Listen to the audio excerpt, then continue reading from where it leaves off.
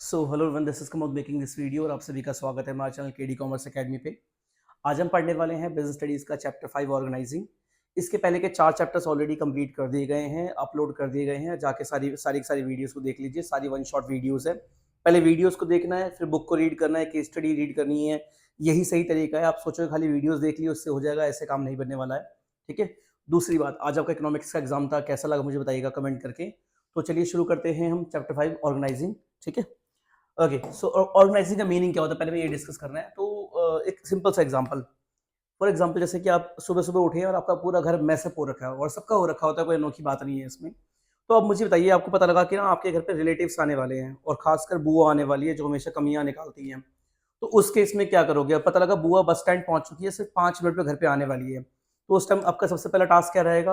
आप सारे घर वाले क्या करोगे? पहले तो सारे कपड़े उठाओगे, इसे गोल गोल करोगे, अलमारी में फेंक दोगे, अलमारी बंद कर दोगे, बेडशीट को सही करोगे, किचन में सारे पुराने जूठे बर्तन वगैरह रखे हुए तो सबको सेटल करोगे, किचन का पर्दा लगा दोगे, गेट बंद कर दोगे, और फॉर्मेलिटी वाला झाड़ू वाड़ू लगा करके फिलहाल ड्राइंग रूम को पूरा सेट कर दोगे। तो आपने बेसिकली किया क्या? आपने अपने घर को टेम्पररी, इसे मैं टेम्पररी वर्ड यूज कर रहा हूँ, टेम्पररी ऑर्गेनाइज कर दिया, चीजों को सही तरीके से रख दिया। तो चीजों को सही तरीके से रखना, उसे संभाल के रखना, कौन क्या काम करेगा ये डिसाइड करना, that is the meaning of organizing. तो मैंने आपको एग्जांपल दिया आपके घर का। आपने कई बार वर्ड सुना होगा, एक ओसीडी, ओसीडी कहते हैं समथिंग। मैंने कई कई सारी रील्स देखी है कि लोग बहुत ज्यादा चीजों को जो लेके टेंशन लेते हैं, चीजों को सही तरीके से लगाते रहते हैं, उसे ओसीडी कहते हैं। देखो, तो उसका तो पता नहीं कि वो ओसीडी है कि नहीं, लेकिन हाँ, जो जो लोग अपनी चीजों को सही तरीके से मैनर तरीके से रखते हैं, वेल मैनर रखते हैं, चीजों को संभाल के रखते हैं, तरीके से रखते हैं, वो ऑर्गेनाइजिंग ही है। अब बात करते हैं बिजनेस के अंदर क्या होता है। जैसा कि आपको पता है कि देखो, कोई भी जो ऑर्गेनाइजेशन होती है वो जनरली बहुत बड़ी होती है, उसमें बहुत सारे लोग होते हैं।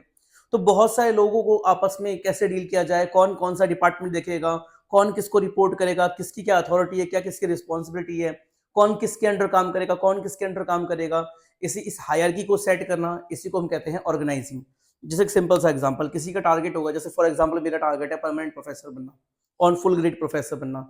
तो मेरे को स्टेप्स क्या पूरे करने हैं? फिलहाल मैं स्कॉलर हूँ, स्कॉलर भी हूँ, फैकल्टी भी हूँ। देन मैं कहीं पर एज अ गेस्ट काम करूंगा, देन मैं कहीं पर एज एड हॉक काम करूंगा, देन मैं परमानेंट होऊंगा, असिस्टेंट प्रोफेसर बनूंगा, देन एसोसिएट प्रोफेसर बनूंगा, देन प्रोफेसर रैंक पे जाऊंगा, देन मे बी डीन बनूंगा, देन उसके बाद दो तीन अलग डिपार्टमेंट का इंचार्ज बनूंगा, देन उसके बाद मौका मिल गया, लाइफ अच्छी रही, सब कुछ सेटल रहा, तो वाइस चांसलर बनूंगा। मुझे लग रहा है कि मैंने बहुत बड़ी हायरार्की पूरी कर ली, मैं टॉप बन गया हूँ, सबसे टॉप का हूँ। लेकिन फिर भी अभी मेरे ऊपर पता नहीं कितनी और रैंक्स बाकी है, क्योंकि एक यूनिवर्सिटी का वाइस चांसलर एक जो होता है वो गवर्नर के अंडर काम करता है। जो जो सीएम होता है, गवर्नर होता है, उसके अंडर में काम करता है। सीएम किसके अंडर में आता है या गवर्नर किसके अंडर में आता है? वो राष्ट्रपति के अंडर में आता है। तो बहुत सारी हायरार्की है, कौन किसको रिपोर्ट करेगा, कौन किसको रिपोर्ट करेगा। इमेजिन करो, एक गवर्नमेंट एम्प्लॉय के ऊपर कितने सारे सीनियर एम्प्लॉयज होंगे, कितने सारे लोग होंगे जिनको रिपोर्टिंग पहुंचती होगी। तो एक सिस्टमेटिक तरीका बनाना कि कौन किसको रिपोर्ट करेगा, this is the meaning of organizing. ठीक है। बाकी और सिंपल भाषा में सीखने की कोशिश करेंगे विद रियल लाइफ एग्जांपल। तो चलिए शुरू करते हैं। तो क्या बोला गया है? Organizing is, one second, organizing is the process of arranging work, work को अरेंज करना, assigning responsibilities and establishing authority responsibility so that people can work together to achieve organizational goal. ये सारा काम क्यों किया जाता है? क्योंकि हर किसी का मेन ऑब्जेक्टिव क्या है? ऑर्गेनाइजेशन का गोल को अचीव करना। ठीक है। In simple words, organizing means deciding who will do what work and who will report to whom। कौन क्या काम करेगा, कौन किसको रिपोर्ट करेगा, that is the meaning of organizing. इसका रियल लाइफ एग्जांपल क्या है? Imagine a school organizing its annual function.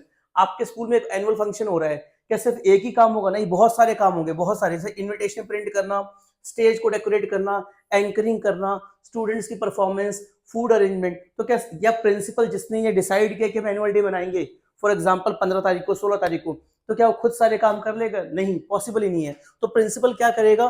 Principal can not do everything alone. तो प्रिंसिपल क्या करेगा? So the work is divided among, one teacher handle the stage, एक stage को handle करेगा, stage decoration को दूसरा टीचर हैंडल करेगा, students की परफॉर्मेंस को तीसरा हैंडल करेगा, गेस्ट के अरेंजमेंट को और अगला टीचर अरेंज करेगा सब, वो जो रिफ्रेशमेंट्स वगैरह होती है उन सब चीजों को। और बहुत सारे टीचर और भी होंगे जो बहुत सारे काम कर रहे होंगे। इसी को हम कहते हैं organizing. Each teacher knows their responsibility and reporting authority. This entire arrangement is called organizing. ये पूरा का पूरा अरेंजमेंट क्या है? एक ऑर्गेनाइजिंग है। ठीक है। तो आई होप कि आपको स्कूल के एग्जाम्पल से बेटर समझ में आया होगा, क्योंकि स्कूल में तो आपको ऑलरेडी हुई, अभी रिसेंटली आपने स्कूलिंग कंप्लीट करी है, ठीक है। तो अब बात करते हैं प्रोसेस ऑफ ऑर्गेनाइजिंग क्या है। ध्यान से देखो, ऑर्गेनाइजिंग एज अ प्रोसेस की बात करेंगे, ठीक है। अब इसमें क्या काम होते हैं, इसमें मेन 4 काम होते हैं। सबसे पहले इमेजिन करो, फॉर एग्जांपल आपने ना एक काम करने की सोची है, बताओ कौन सा काम करोगे।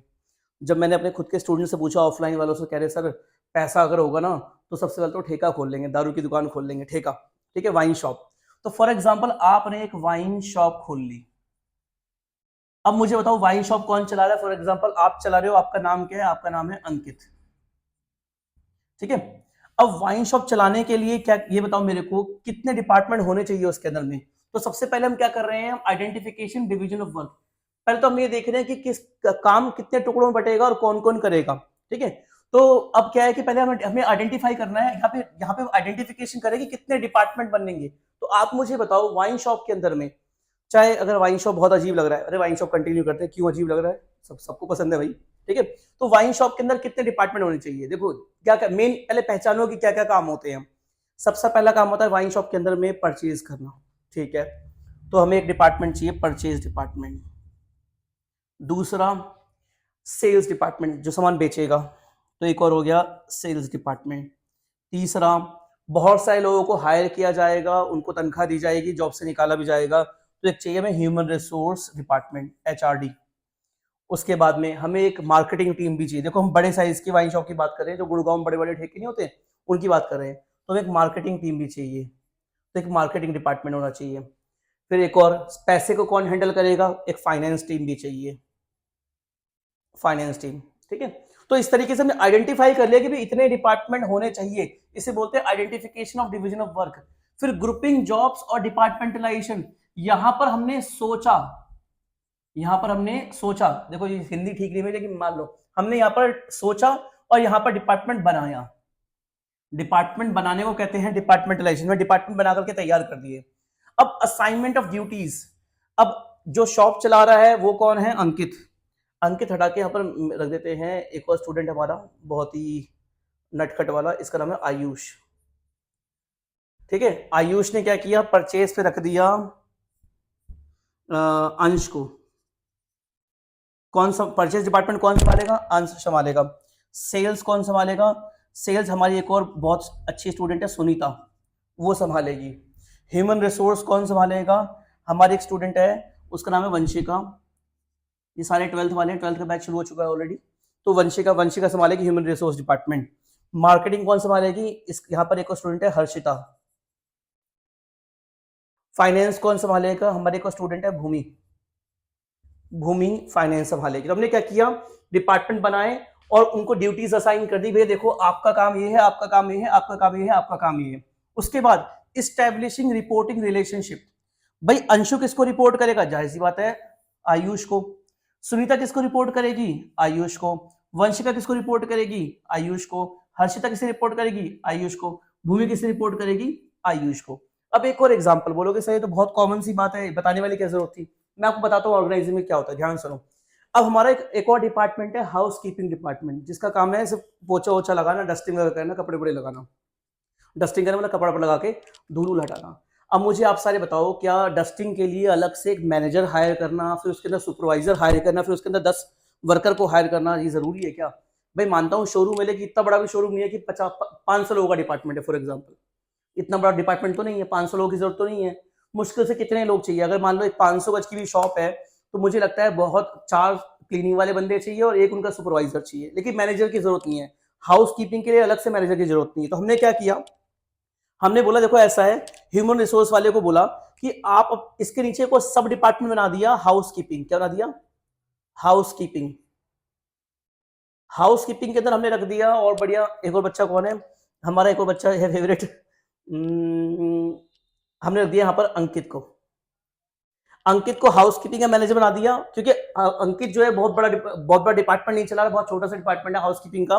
तो ये सुपरवाइजर है, मैनेजर नहीं है। जो कौन से मैनेजर को रिपोर्ट करता है, वंशिका को रिपोर्ट करता है, ठीक है।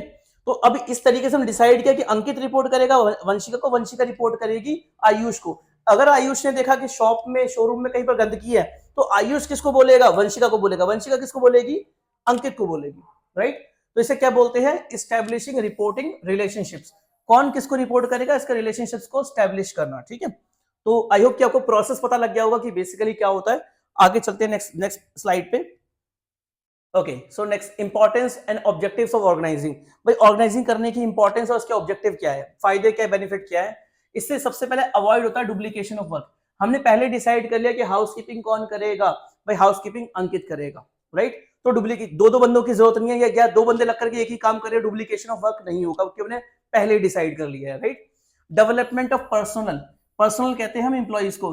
तो एम्प्लॉइज का इसमें क्या होता है, डेवलपमेंट होता है। डेवलपमेंट कैसे होता है, उनको जो काम करना है, उनको उनकी विश का काम मिला है, उनकी विश का जब उन्हें काम मिला है तो वो डेवलप हो पाएंगे। जैसे मेरा फेवरेट काम है टीचिंग, मैं जिन्हें बताऊँ, मेरे को टीचिंग बहुत पसंद है।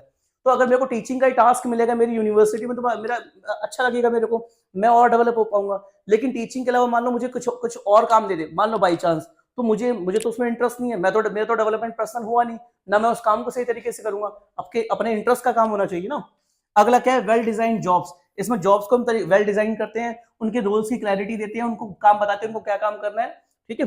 अगला है हमारा facilitates adaptation to change. Organizing की वजह से कल को ऑर्गेनाइजेशन में कोई भी नया चेंज आता है, जैसे पहले मैनुअल अकाउंटिंग होती थी, उसको हटा के कंप्यूटर्स आ गए, तो इस चेंज को अडेप्ट करना इजी हो जाता है क्योंकि मैनेजर्स हेल्प करते हैं। अगला एक्सपेंशन एंड ग्रोथ। इससे क्या होता है, सिंपल सी बात है, देखो बहुत सिंपल सी बात है, मैं आपको बताता हूँ। यहां पर आ गए, अगर एम्प्लॉय को फेवरेट काम मिलेगा, फेवरेट वर्क मिलेगा, तो एम्प्लॉय खुश होगा और डेवलप हो जाएगा। क्या हो जाएगा, डेवलप हो जाएगा।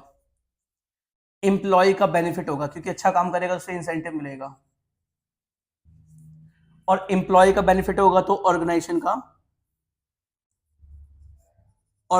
का क्या हो जाएगा, इसका ही बेनिफिट होगा।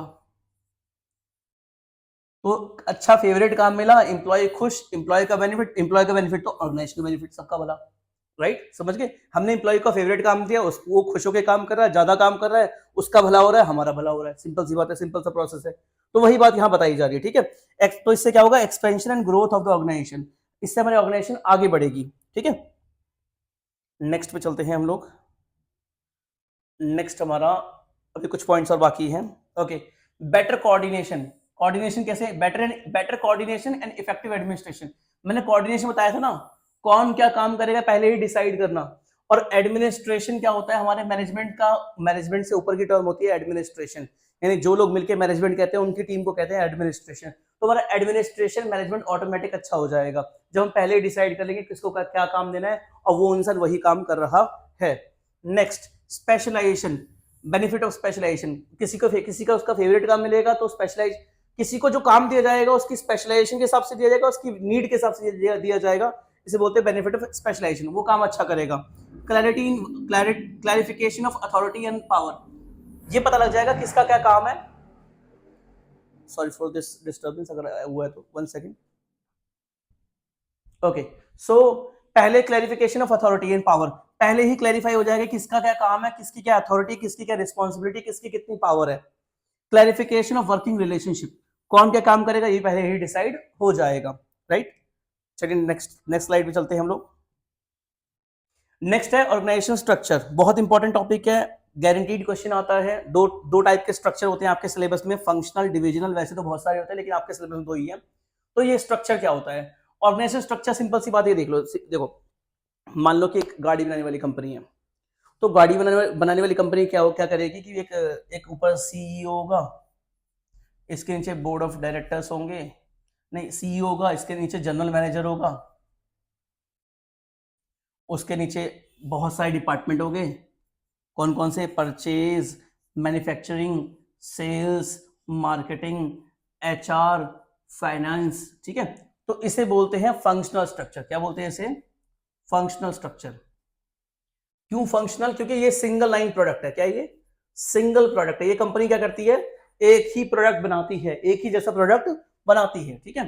तो इसे बोलते हैं फंक्शनल स्ट्रक्चर। जब मल्टीपल प्रोडक्ट हो जाए उसे कहते हैं डिविजनल स्ट्रक्चर। बाकी और डिटेल में जानते हैं, देखो organization structure refers to the framework, ये देख रहे हो फ्रेमवर्क बना के दिया मैंने आपको, framework that defines job roles, responsibilities, authority, reporting relationship within the organisation.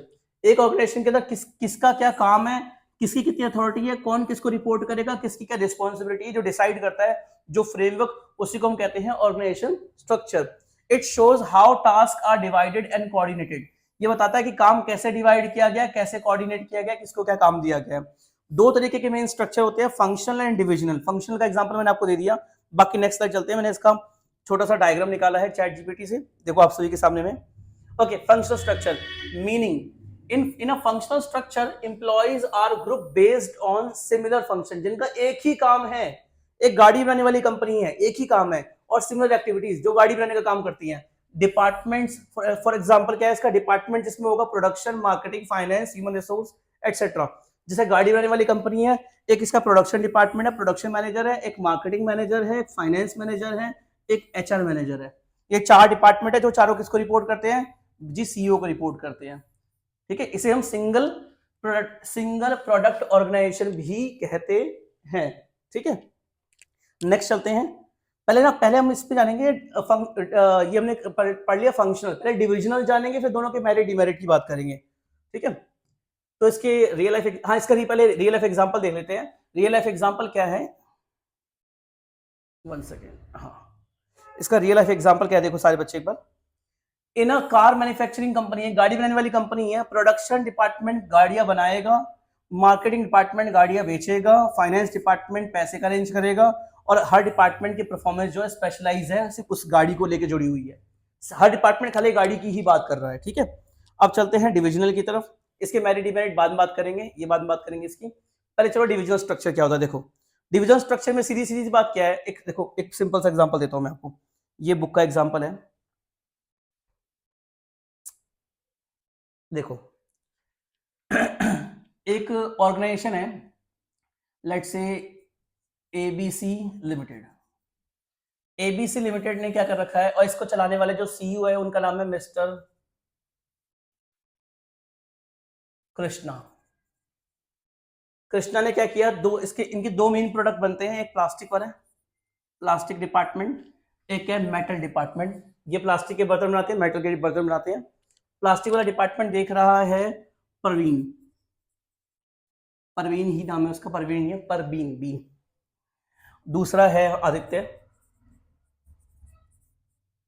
अब देखो आपको पता है प्लास्टिक डिपार्टमेंट दो अलग अलग प्रोडक्ट हो चुके हैं, तो दोनों के लिए अलग अलग परचेज मैनेजर चाहिए, क्योंकि जो प्लास्टिक का एक्सपर्ट होगा वो मेटल थोड़ी खरीद पाएगा, जो प्लास्टिक बेचने का एक्सपर्ट होगा मेटल थोड़ी बेच पाएगा। दोनों के लिए हमें अलग अलग क्या चाहिए, इसके लिए अलग परचेज मैनेजर चाहिए, प्रोडक्शन मैनेजर चाहिए, मार्केटिंग वाला चाहिए, एचआर चाहिए, फाइनेंस चाहिए। और इसके लिए भी हमें अलग से प्रोडक्शन और परचेज, मार्केटिंग, एचआर और फाइनेंस वाला बंदा चाहिए। ठीक है, तो दोनों के लिए अलग अलग बंदे चाहिए। तो अभी क्या हो गया, डिविजनल स्ट्रक्चर हो गया। इसमें दो डिवीजन हो गए, plastic division and metal division. तो क्या आप बोलोगे सर डिवीजन सिर्फ प्रोडक्ट के बेसिस पे होती है? नहीं, कई बार एरिया के बेसिस पे डिवीजन होती है, रीजन के बेसिस पे डिवीजन होती है, कस्टमर्स के बेसिस पे भी डिवीजन होता है। जैसे एग्जांपल आपको तो होंडा गाड़ी बनाता है, बाइक ही बनाता है, तो बाइक वाला अलग डिवीजन है, गाड़ी वाला अलग डिवीजन है। और एक कमाल की बात और सुनना, आपको बिलीव नहीं होगा, जैसे सुजुकी की बात करते हैं, सुजुकी की नॉर्मल बाइक्स भी आती है, सुजुकी की सुपर बाइक्स भी आती हैं। तो सुजुकी की जो नॉर्मल बाइक्स है वो अलग डिवीजन है, और सुजुकी की जो सुपर बाइक्स है वो अलग डिवीजन है। Right, understood. तो वैसे ही बस आगे चलेंगे, देखो और डिटेल में समझते हैं इसे। In a divisional structure the organization divided on the basis of product, region, customer group. Product जैसे बताया प्लास्टिक और मेटल, रीजन जैसे कि एक इंडिया में ब्रांच है, एक स्विट्जरलैंड में ब्रांच है, कस्टमर एक रिच कस्टमर है, एक पुअर कस्टमर है, पुअर प्रोडक्ट सस्ते वाले हो गए। Each division operates almost like a separate company, her division अलग अलग सेपरेट कंपनी है। अरे सबसे बेस्ट एग्जांपल, कभी इंडियन रेलवे में सफर किया है? अरे भाई हिंदी वाला सफर, इंग्लिश वाला सफर नहीं, हिंदी वाला सफर। वैसे वहां पर इंग्लिश वाला भी सफर ही होता है। तो एक नॉर्दर्न रेलवे है, एक वेस्टर्न रेलवे है, एक ईस्टर्न रेलवे है, एक सदर्न रेलवे है, और एक सेंट्रल रेलवे है। ऐसे करके डिपार्टमेंट बने हुए मेरे ख्याल से। एक नॉर्थ ईस्ट रेलवे है, ऐसे करके अलग अलग डिपार्टमेंट बने हुए हैं, और हर डिवीजन का अलग अलग हेड है, और इन सबका फिर एक मेन हेड है। राइट, अलग अलग डिविजन्स। ठीक है, एग्जाम्पल क्या है, टाटा ग्रुप। देखो टाटा ग्रुप का बढ़िया एग्जाम्पल, डिफरेंट डिविजन है टाटा ग्रुप की, टाटा मोटर्स है, टाटा स्टील है, टाटा पावर है, एटसेट्रा। तो जितने अलग प्रोडक्ट है हर किसी का अलग अलग डिवीजन है। Each division is has its own department like production, marketing, finance. जैसे मैंने बताया था ना कि मेटल वाले का अलग प्रोडक्शन डिपार्टमेंट है और प्लास्टिक वाले का अलग प्रोडक्शन डिपार्टमेंट है। इवन ये छोड़ो, जैसे रेलवे की बात करें, नॉर्दर्न रेलवे और सदर्न रेलवे जो है, दोनों का अलग अलग प्रोडक्शन डिपार्टमेंट, दोनों का अलग अलग परचेज डिपार्टमेंट, दोनों का अलग अलग मार्केटिंग डिपार्टमेंट है। ठीक है, प्रोडक्ट सेम है लेकिन एरिया के बेसिस पे अलग अलग है, क्योंकि इंडिया एक बहुत बड़ा कंट्री है, 7th largest country in the world है।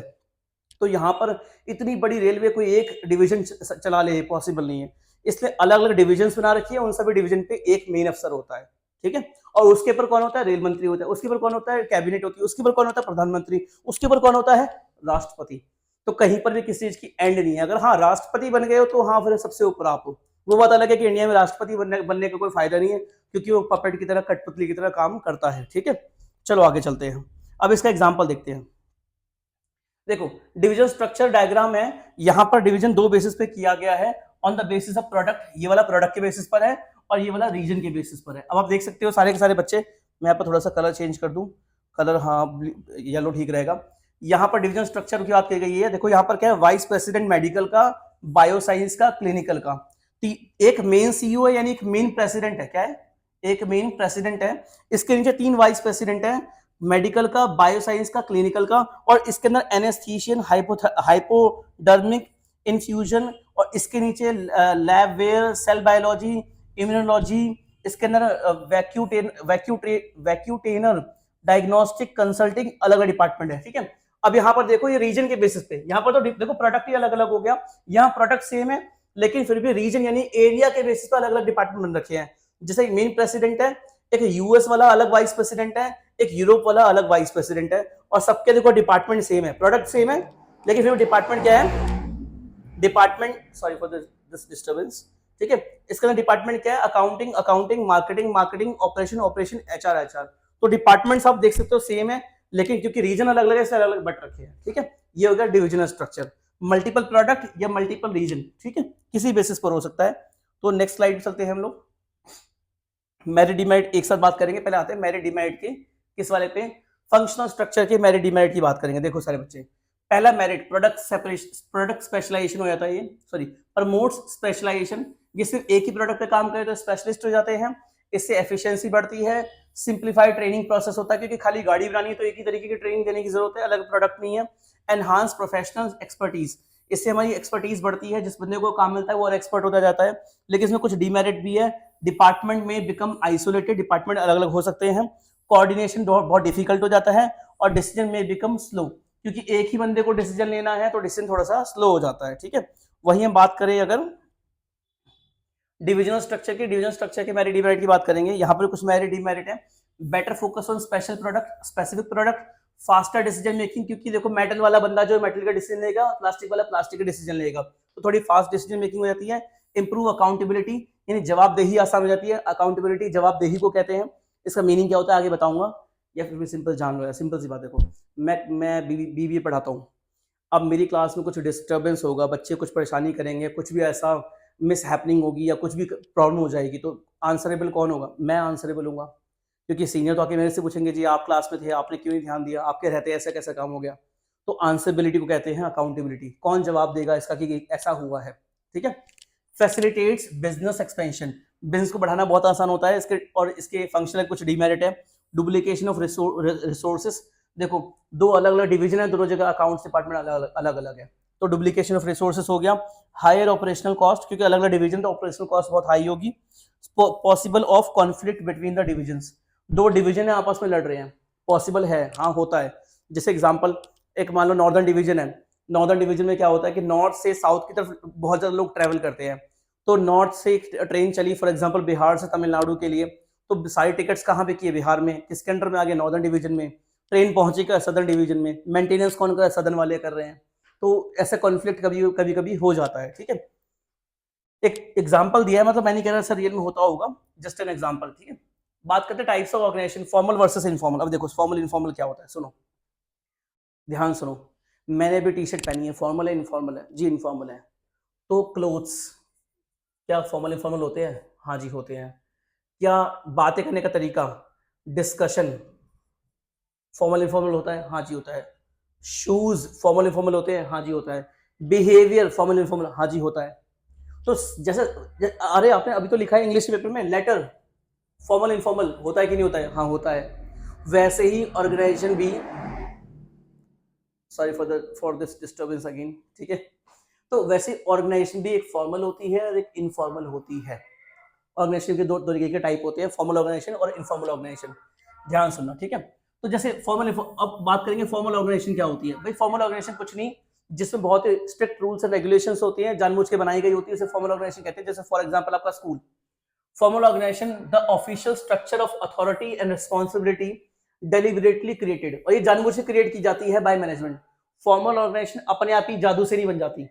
तो आप बोलोगे सर क्या इनफॉर्मल जादू से बन जाती है? हाँ, इनफॉर्मल जादू से बन जाती है। एग्जाम्पल, आप एक ऑफिस में काम करते हो, आपकी ज्वाइनिंग हुई है, प्रॉपर रूल्स एंड रेगुलेशंस है, प्रॉपर ड्रेस है, अटायर है, बिहेवियर है, ऐसा है वैसा, सब कुछ रूल्स एंड रेगुलेशंस बहुत ही स्ट्रिक्ट है।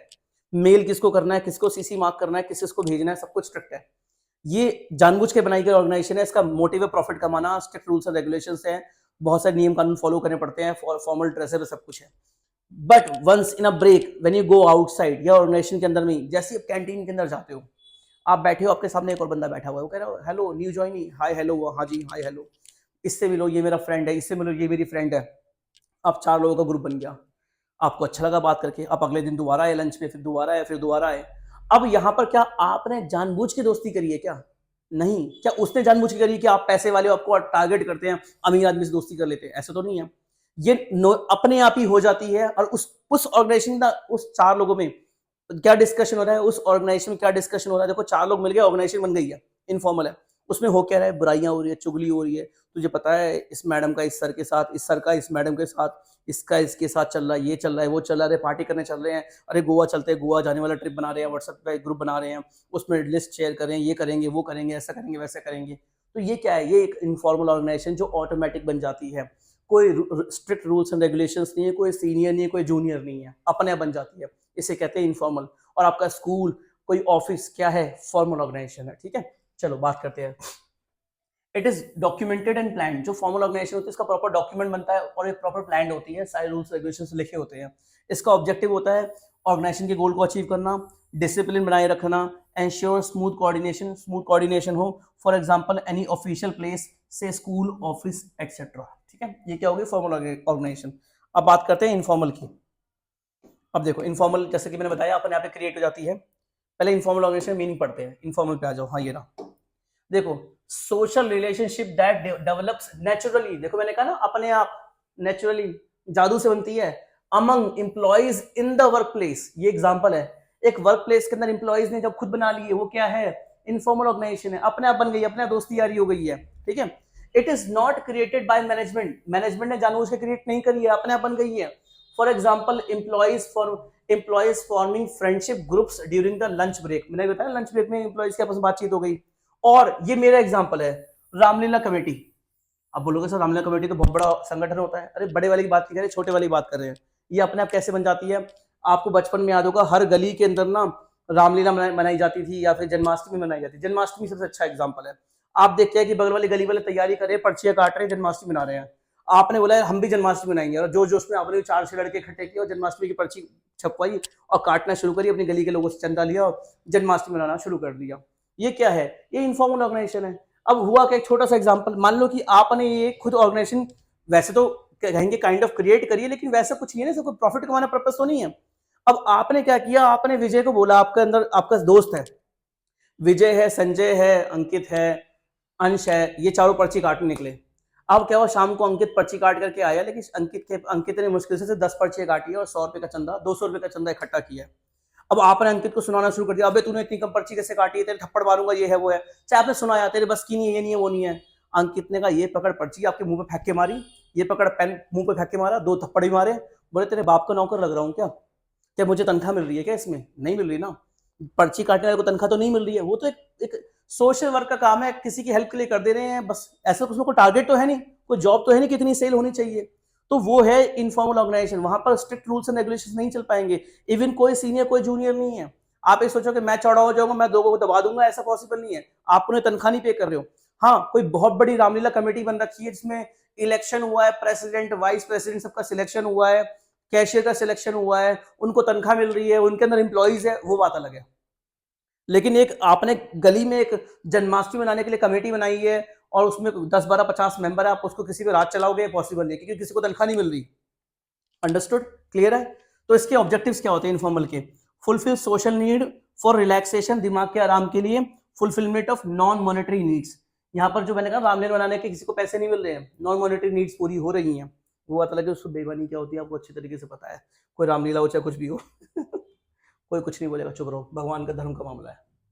अब बात करेंगे मेरिट डिमेरिट इनफॉर्मल की। पहले बात करें मेरिट डिमेरिट किसके, फॉर्मल की बात करेंगे। देखो अब फॉर्मल ऑर्गेनाइजेशन मेरिट डिमेरिट क्या है, इसके बेनिफिट क्या है, मेरिट क्या है? Provide clear authority, ensure accountability, जवाबदेही, प्रमोट्स डिसिप्लिन, डिसिप्लिन इस्टेब्लिश होता है और कोऑर्डिनेशन भी होता है। इसके लिमिटेशन क्या है? Can be rigid.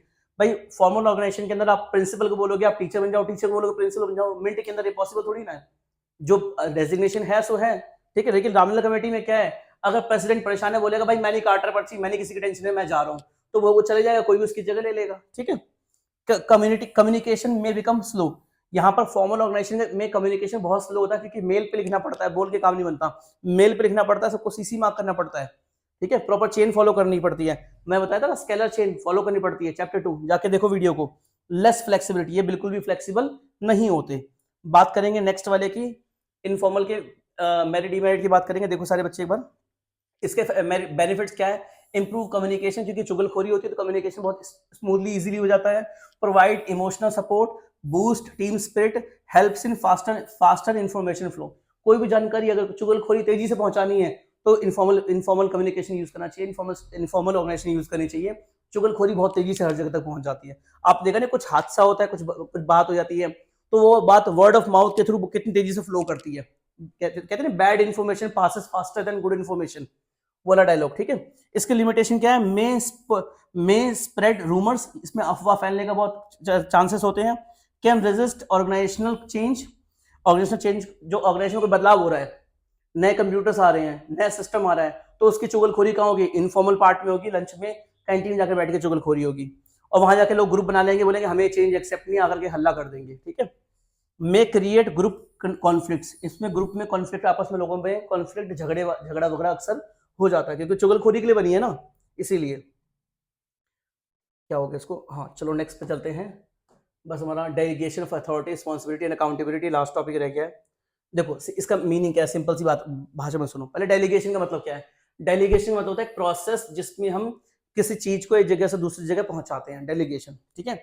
जैसे मैंने आपको फॉर एग्जांपल मैंने आपको पेन दे दिया, सो डेलीगेशन ऑफ पेन। हालांकि पेन के लिए डेलीगेशन वर्ड यूज नहीं करेंगे, लेकिन समझाने के लिए एग्जांपल दे रहा हूँ, ठीक है। एग्जाम्पल सुनो, हुआ क्या कि आपको पता है कि principal alone can not teach the whole school. क्या प्रिंसिपल अकेले पूरे स्कूल को बढ़ा सकता है? नहीं, उसके लिए कौन है? टीचर्स है। लेकिन टीचर्स ऊपर कौन होते हैं? वाइस प्रिंसिपल होते हैं, एचओडी होते हैं, हेड ऑफ डिपार्टमेंट होते हैं, उसके अंदर टीचर्स होते हैं, टीचर्स के अंदर कौन आते हैं? मॉनिटर्स आते हैं। अब एक बंदे को क्लास टीचर बना दिया गया, तो क्या पूरे टाइम सारे पीरियड्स में वो रहेगा? क्या खाली टाइम में बैठा रहेगा? नहीं, पॉसिबल नहीं है, क्योंकि उसके और भी पीरियड्स होते हैं, और भी क्लासेस में जाना होता है। तो उसने क्या किया, अपने पीछे में एक मॉनिटर बनाया, उसको बोला भाई बात ऐसी है, सुन ध्यान से, तेरी रिस्पॉन्सिबिलिटी की क्लास चुप रहनी चाहिए। तो उसने कहा सर मैं तो बहुत छोटी सी हाइट का हूँ, जैसे कि मैं हूँ, सर मेरी कौन सुनेगा, मेरे को तो बच्चे मतलब फिजिकली मेरे को मुक्का मारने की कोशिश करेंगे। तो सर ने कहा ठीक है चल तेरे को मैं पावर देता हूँ, दैट इज अथॉरिटी। अगर कोई बच्चा फालतू बोले, उसके थप्पड़ मार दियो या उसका नाम लिख के बस मेरे को दे दियो, उसको तो मैं ही फोड़ूंगा। और मैं तेरे को सारा टाइम टेबल लिख के दे रहा हूँ, मैं इस पीरियड में इस क्लास में, इस पीरियड में इस क्लास में, और इस पीरियड में स्टाफ रूम मिलूंगा। और कोई बच्चा फालतू बोले, उससे टाइम मेरे को आके स्टाफ रूम बता दियो, मैं बच्चे को आके पटक पटक के पीटूंगा, ऐसे बोल दिया। तो अब क्या हुआ कि सीनियर मॉनिटर को क्या मिली? रिस्पॉन्सिबिलिटी, क्लास चुप रहनी चाहिए। फिर इसको क्या मिल गई? अथॉरिटी। अथॉरिटी किस चीज़ की मिल चुकी है कि भैया ऐसा है कि आपको कोई बच्चा फालतू बोले, उसका नाम लिख कर दे दो। बदले में मॉनिटर की रिस्पॉन्सिबिलिटी भी है। क्या रिस्पॉन्सिबिलिटी है? क्लास चुप रहनी चाहिए। सॉरी, अकाउंटेबिलिटी भी है कि क्लास चुप रहनी चाहिए। अब मान लो क्लास में शोर हो रहा है, टीचर ने आके देख लिया, तो टीचर क्या पूरी क्लास को बोलेगा? मॉनिटर को बोलेगा। मॉनिटर को बोलेगा। इससे मॉनिटर पूछेगा भाई शोर क्यों मच रहा है, तेरी अकाउंटेबिलिटी है, जवाब दे, ठीक है। इसे बोलते हैं अकाउंटेबिलिटी। तो क्या खाली अकाउंटेबिलिटी डेलीगेट हो जाती है, यानी किसी और को दे दी जाती है? नहीं, कंप्लीट अकाउंटेबिलिटी कभी डेलीगेट नहीं होती। फॉर एग्जांपल, अगर प्रिंसिपल राउंड पे है, वो देखेगा क्लास 12th ए कॉमर्स में शोर मच रहा है, तो मॉनिटर से कुछ नहीं बोलेगा, वो आएगा, देखेगा, कुछ बोलेगा भी नहीं शायद, क्योंकि प्रिंसिपल को देखते वैसे लोग चुप हो जाते हैं, क्योंकि बहुत सीनियर पोजीशन होती है। वो वापसी जाएगा और जाके किससे बोलेगा, क्लास टीचर को, हाँ जी गुप्ता जी, हाँ जी शर्मा जी, आपकी क्लास में जो है शोर मच रहा था। भाई ये कौन देगा जवाब, ऐसा किसकी अकाउंटेबिलिटी है? तो प्रिंसिपल मांगेगा जवाब टीचर से, टीचर फिर क्लास में आएगा, टीचर मांगेगा जवाब मॉनिटर से। इसे बोलते हैं अकाउंटेबिलिटी। क्या बोलते हैं इसे? अकाउंटेबिलिटी। तो अकाउंटेबिलिटी जनरली स्पेशली डेलीगेट नहीं होती है। जहां पर अथॉरिटी गई, रिस्पॉन्सिबिलिटी गई, अकाउंटेबिलिटी ऑटोमेटिक चली जाती है। लेकिन फिर भी अकाउंटेबिलिटी जाने के बावजूद, जैसे अकाउंटेबिलिटी मॉनिटर की है, इसका मतलब ये नहीं कि टीचर फ्री हो गया, टीचर की भी अकाउंटेबिलिटी है। और मान लो कल को चेकिंग पे कोई बाहर से कोई मंत्री आ गया, डायरेक्टर ऑफ एजुकेशन आ गया, तो वो टीचर को नहीं बोलेगा, वो मॉनिटर को नहीं बोलेगा, वो प्रिंसिपल बोलेगा, प्रिंसिपल की भी अकाउंटेबिलिटी है। तो अकाउंटेबिलिटी पूरी तरीके से कभी डेलीगेट नहीं होती, ठीक है, पार्शियली डेलीगेट हो जाती है, ठीक है। तो ये सारा प्रोसेस मैंने आपको समझा दिया एग्जांपल के थ्रू, वही यहाँ पढ़ने जा रहे हैं। Delegation means assigning responsibility subordinates to subordinate, यानी नीचे जूनियर्स को, and giving them authority to perform the task. Delegation का मतलब है रिस्पांसिबिलिटी असाइन करो जूनियर को और उनको अथॉरिटी दो ताकि कोई टास्क परफॉर्म हो सके, जैसे क्लास में चुप रहने का काम, बच्चों को चुप कराने का काम। 1 सेकंड, मैं देखूं वीडियो चल रही है, राइट चल रही है, थोड़ी लेंथी हो गई लेकिन चल रही है। ओके, रिस्पांसिबिलिटी मतलब क्या होता है? रिस्पांसिबिलिटी किसी, भाई आपको आपकी जिम्मेदारी, सिंपल। अथॉरिटी क्या होती है? Power to take decision. Authority किसे कहते हैं? Power to take decision. जैसे मैंने अथॉरिटी दे दी एक जूनियर को, भाई क्लास के मॉनिटर को कोई फालतू बोले थप्पड़ मार दियो, मैं देख लूंगा, अथॉरिटी है, ठीक है। अकाउंटेबिलिटी, भाई आंसरेबिलिटी, क्यों काम क्यों नहीं हुआ, क्लास चुप क्यों नहीं, मैं तेरे को अथॉरिटी दी थी ना मॉनिटर कि क्लास चुप रहनी चाहिए, चुप क्यों नहीं है, ठीक है। नेक्स्ट चलते हैं। Can accountability be delegated? No, पूरी तरीके से अकाउंटेबिलिटी कभी डेलीगेट नहीं होती है। Managers can delegate responsibility authority, but accountability always remains with the manager. कुछ कांड हो जाएगा, मैनेजर ही जिम्मेदार कहलाएगा। वो पता लगे मैनेजर पूछेगा सुपरवाइजर, सुपरवाइजर किससे पूछेगा? फोरमैन से, फोरमैन किससे पूछेगा? वर्कर से। Example, if a project fails the manager still answerable to the top level management. अभी भी मैनेजर किसके लिए आंसरेबल है? टॉप लेवल मैनेजमेंट के लिए अभी भी आंसरेबल है, ठीक है। नेक्स्ट चलते हैं। सेंट्रलाइजेशन डिसेंट्रलाइजेशन क्या होता है? देखो सिंपल सी बात है, जब सारे डिसीजन एक ही बंदा लेता है उसे कहते हैं सेंट्रलाइजेशन, लेकिन ये बड़ी ऑर्गेनाइजेशन पॉसिबल नहीं है। देखो मेरी एकेडमी में सेंट्रलाइजेशन पॉसिबल है, क्योंकि हम अभी फिलहाल के लिए चार यहाँ टीचर्स पढ़ाते हैं, और जुलाई के आसपास हम 5 या 6 हो जाते हैं, ठीक है, क्योंकि कुछ टीचर सीजनल होते हैं, वो आते हैं फिर पढ़ा के चले जाते हैं, तो 6 टीचर्स हो जाते हैं। तो जहां पर 6 टीचर है वहां सेंट्रलाइजेशन पॉसिबल है, क्योंकि 6 ही तो लोग हैं, सारी पावर किसके पास है? एक ही के पास है। लेकिन कल को स्कूल बन जाएगा डीएस एकेडमी हमारा, तो डिसेंट्रलाइजेशन करना पड़ेगा, क्योंकि सारे डिसीजन एक ही बंदा नहीं ले सकता, principal alone can't take decisions, ठीक है। तो ये सेंट्रलाइजेशन डिसेंट्रलाइजेशन, तो बेटर कौन सा है? देखो छोटी ऑर्गेनाइजेशन सेंट्रलाइजेशन बढ़िया है, बड़ी ऑर्गेनाइजेशन और डिसेंट्रलाइजेशन बढ़िया है। लेकिन डिसेंट्रलाइजेशन का मतलब ये नहीं कि आप सारी पावर कंप्लीटली एक एचआर को सारी पावर दे दो कि तो एम्प्लॉय को तो निकाल भी सकता है, भगा भी सकता है। इतने बड़ी डिसेंट्रलाइजेशन नहीं होना चाहिए, थोड़ा सा कंट्रोल होना चाहिए, उसे बोलते हैं मॉडरेट डिसेंट्रलाइजेशन। आपके पास, आपको एटलीस्ट ये पूछना है एचआर से कि भैया इस पूरे महीने में कितने एम्प्लॉय जॉब छोड़ के गए, उनकी वजह क्या है, उनका जो एग्जिट इंटरव्यू है वो कैसा रहा।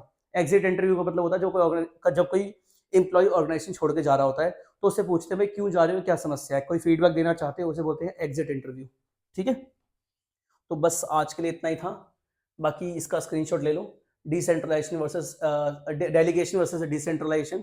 डेलीगेशन मतलब होता है प्रोसेस जिसमें पावर्स को डिवाइड करते हैं, और डिसेंट्रलाइजेशन जब सबको पावर्स मिल जाती है। इसका स्क्रीनशॉट ले लो, आराम से पढ़ लेना। बस यही आखिरी स्लाइड है, बस आज के लिए इतना ही, बाकी मिलते हैं अगली वीडियो में। Till then bye bye, see you, have a nice day. Video थोड़ी सी कम आ पा रही है क्योंकि थोड़ा सा प्रेशर ज़्यादा है, लेकिन मैं कोशिश करूंगा। ये 5वां चैप्टर है, अभी आपके 7 चैप्टर बाकी हैं, और आपका एग्जाम 28 तारीख को है और आज 18 तारीख है, तो लगभग हमारे पास 9 दिन है। तो इन 9 दिनों में मैं 7 वीडियोस पूरी कोशिश करूंगा डाल दूंगा। तो वीडियोस देखो, बताओ कैसी लग रही है, कोई फीडबैक वगैरह तो वो भी बताओ मेरे को। बाकी मिलते हैं अगली वीडियो में। Till then bye bye, see you, have a nice day.